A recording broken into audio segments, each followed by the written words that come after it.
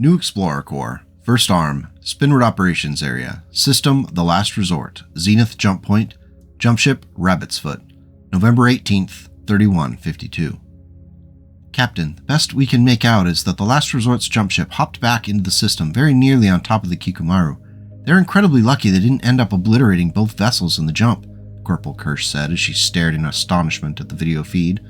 What little information she was able to discern from the video didn't look good, as one of the Combine Leopard CV dropships exploded in a bright flash. Aerospace fighters swirled, but at this distance it was impossible to see who was winning out.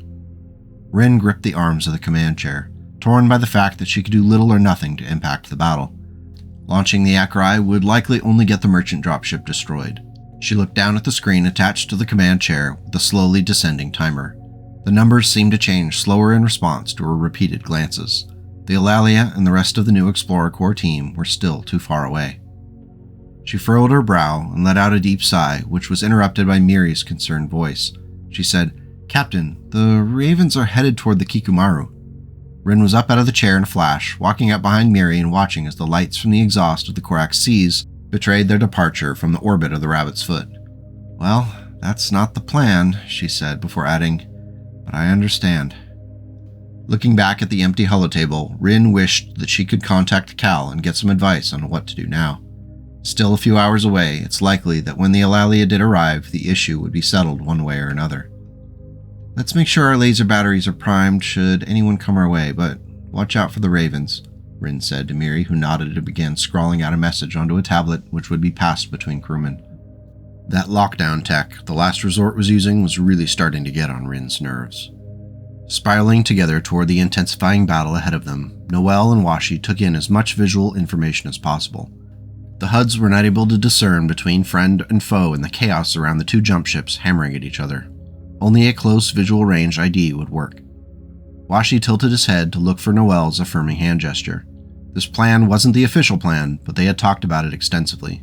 He had to trust that she would remember it. Targeting the Last Resort's jump ship as it grew larger, huge plumes of fire burning the escaping oxygen burst from it as well as the Combine ship, though it seemed the thick armor plating on the Skyfire was taking the brunt of it.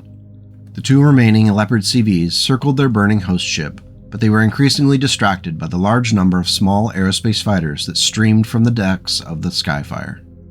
The Combine fighters were doing an admirable job, but numbers were not on their side. For every plasma rifle shot that melted through a wing of an LR fighter, another seemed to take its place. Washi took a deep, calming breath as the distance on the LRMs turned green and he pulled the trigger. Noel's missiles followed almost immediately after his as their ships continued to barrel toward the Skyfire. 30 missiles corkscrewed toward the target. The advanced targeting systems of the missiles held true, and all 30 smashed into the armor plating of the Last Resort's ship. While not deviating from their flight path, the distance counted down fast. The ER medium lasers blinked green and both Ravens fired, adding their intense laser fire to the blistering armor plating the missiles had just ravaged. Only at the last moment did they pull back, screaming through the fray, relying upon their speed to avoid any incoming fire. It seemed, for now, they were not yet the focus. A Shallone broke apart under the kinetic damage caused by an autocannon. After the sparking impact of ordnance on armor plate, the ship seemed to just fall apart without an explosion. Thankfully, the cockpit spiraled slowly, seemingly intact. As much as the Mechwarriors liked to brag about their situational awareness and keen battlefield skills, most of the time their wars were fought on a near two-dimensional plane. Aerospace fighters, especially those from the Raven Alliance, understood that true warfare was the three-dimensional experience. Fighting in the vacuum of space promised a demonstration of the universe's physical rules in a way that battle mechs could only rarely experience. Knowing this and embracing it was central to the Raven's success. Though they were still young, Washi and Noel each embraced their Sibco training as they spiraled, banked around the Skyfire, and turned again for a second run at the massive jump ship. By this point, the twin Koraxes had gathered the attention of the ship's defensive swarm. The unfocused fire did not break their concentration as they honed in on their target. System, The Last Resort, Zenith Jump Point, Jump Ship, Kikumaru. The bridge rocked hard from a series of autocannon hits, and Captain Mai Tanabe fought to maintain her cool demeanor. She gripped the command chair, partially out of anger, but mostly to keep from being thrown out of it. The electrical systems on the bridge were flickering, and the smell of burning plastic was billowing in from the air vents. The crewman, just a few dozen centimeters away from Tanabe's face, was yelling something, but it sounded far away, unintelligible. She turned her head and watched crewmen flee their stations, grabbing what they could. A red strobing light filled the bridge, warning of catastrophic damage. The crew were probably heading to escape pods, but that wouldn't be her path.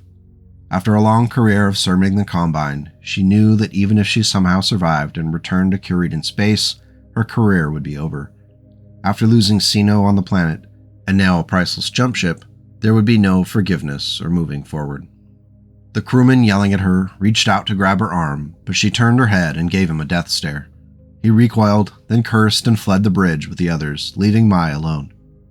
Looking forward again, through the plasteel of the bridge and out into the chaos of broken ships that now surrounded the Kikumaru, pieces of aerospace fighters mixed with larger armor panels from both jump ships.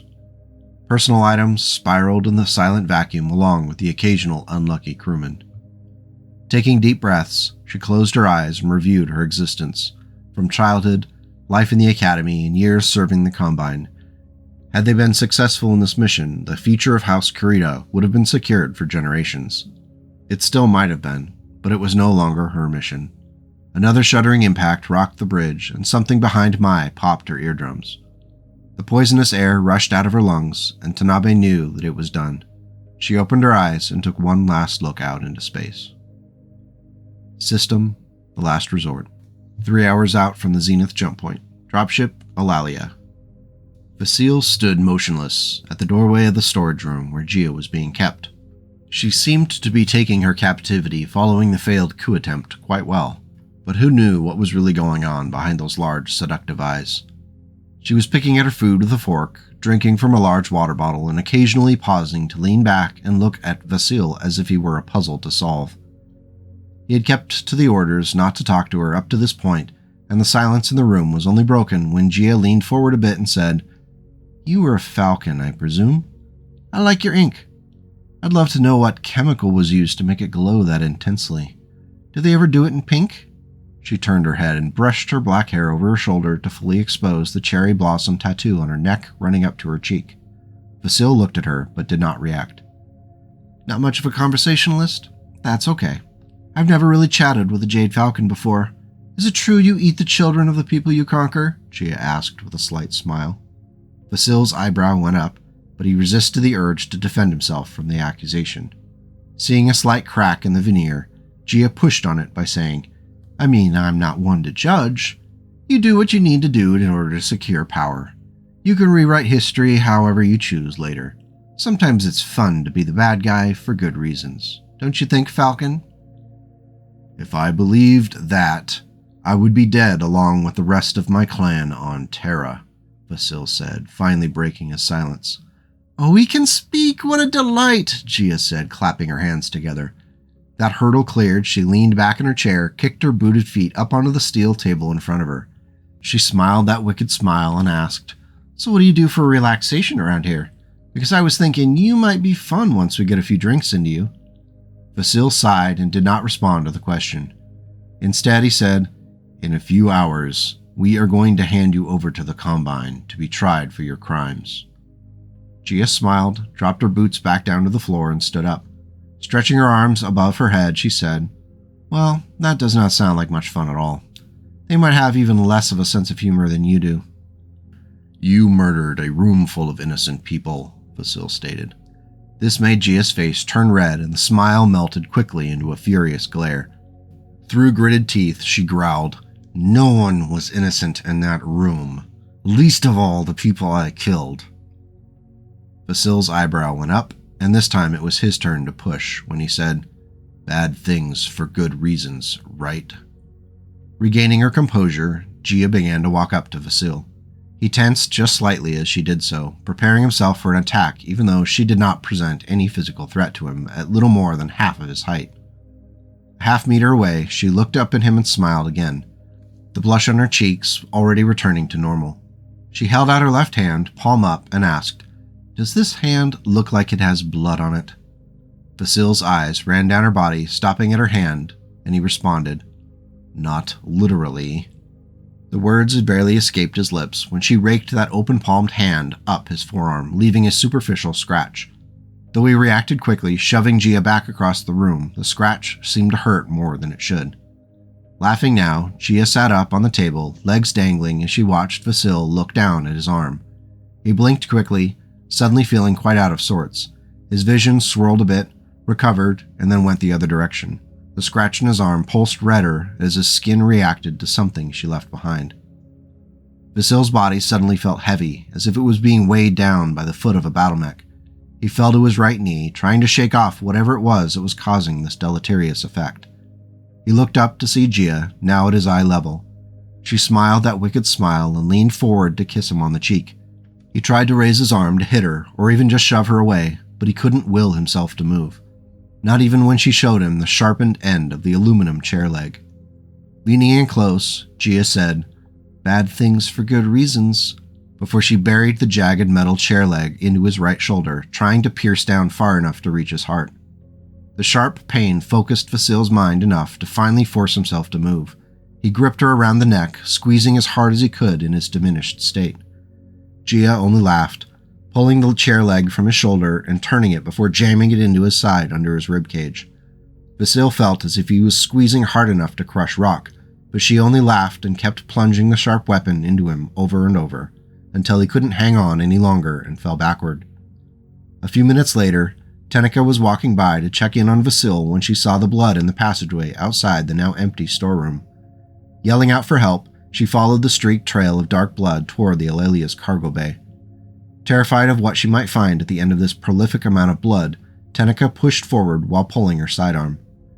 At the entrance to the cargo bay, Tenica peeked in, and much to her horror, she saw Vasil slowly dragging himself across the steel plate flooring toward his battle armor. "Vasil, what happened?" she cried as she rushed into the cargo bay to get to her friend. As she closed, she could see that he was bleeding from at least a dozen puncture wounds in his side and shoulder. Tenica tried to help him, but he was ignoring everything except closing the distance with his armor. She kneeled down, pulling her shirt off to press it against the few of the wounds, but he ignored her. Max ran in, saw what was happening, and yelled out, "I'll get the lieutenant," before bolting out of the doorway. Finally, after another 45 seconds of agony, Vasil's wet fingers touched the foot of his battle armor. The elemental suit loomed over him as Tenica tried to get him to respond, or sit up, or something. Anything. "She is out." "I failed," Vasil grunted through teeth stained red. Tenica leaned forward, pushing the now soaked shirt into his side, and yelled, "We need to get you help." "My armor. I can get into my armor," he sputtered, slowly pushing himself up, which only seemed to make his wounds open up even more. Tenica did what she could, pushing up and lifting the elemental with all of her might. Teeth clenched, she felt as if he weighed as much as a BattleMech as he slowly pulled himself into the waiting armor. Finally, after what felt like an eternity, he hit the button and the suit began to close up around his wounded body. Before the headpiece fell into place, he looked down at Tenica and said, "I will protect you." Suddenly there was silence in the cargo bay. Tenica fell to her knees in the pool of blood and waited for some sign that Vasil was alive in there. Looking up at the white and metallic blue armor's visor, it was motionless for interminable seconds before the suit slowly shook and came to life. The external speaker crackled, and a tired Vasil said, "I am okay. Get something to defend yourself. I need to get to the bridge." Looking around the cargo bay, Tenica wished she could contact Olivia and Akif, but they were out on the hull of the Eulalia in their battlemechs. Finding a piece of scaffolding roughly arm's length, Tenica's anguish over Vasil was rapidly turning to anger. By the time she had pried the steel bar loose, Vasil was already through the doorway, which involved peeling back steel plates around the frame. Max, Cal, and a couple of crewmen showed up with rifles a few moments later, shocked by the blood on the deck.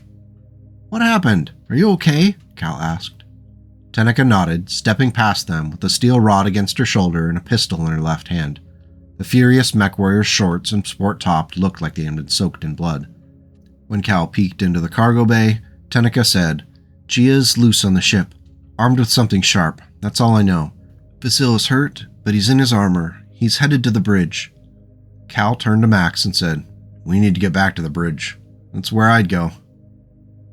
System, the last resort, Zenith jump point, jump ship, Rabbit's Foot. Rin stood, staring out of the bridge's viewport at the battle in the distance. only able to make out lights from engines, laser shots, and explosions. Every moment that passed filled her with trepidation. "Captain, the Kikumaru is breaking up, and the Last Resort's jump ship's turning toward us," Miri said with growing concern. Looking down at her clenched fists, Rin cursed under her breath before responding, "So, that's it." The timer on the command chair still ticked down with an hour and a half left. Chuckling, Rin said, "They almost made it back in time." End Part 14. Thanks for coming by again this week, folks. I'm so happy to have the opportunity to share this story with you. If you haven't already, don't forget to hit the like button so that YouTube can be happy, and subscribe if you want to support this and future content on the channel. Going a step further, if you are in a place to do so, joining the channel as a member provides substantial support, way beyond the ad revenue that makes all of this much more viable moving forward. No matter what, I appreciate you and hope that you have an awesome week. Take care and go make the world a slightly better place today and tomorrow.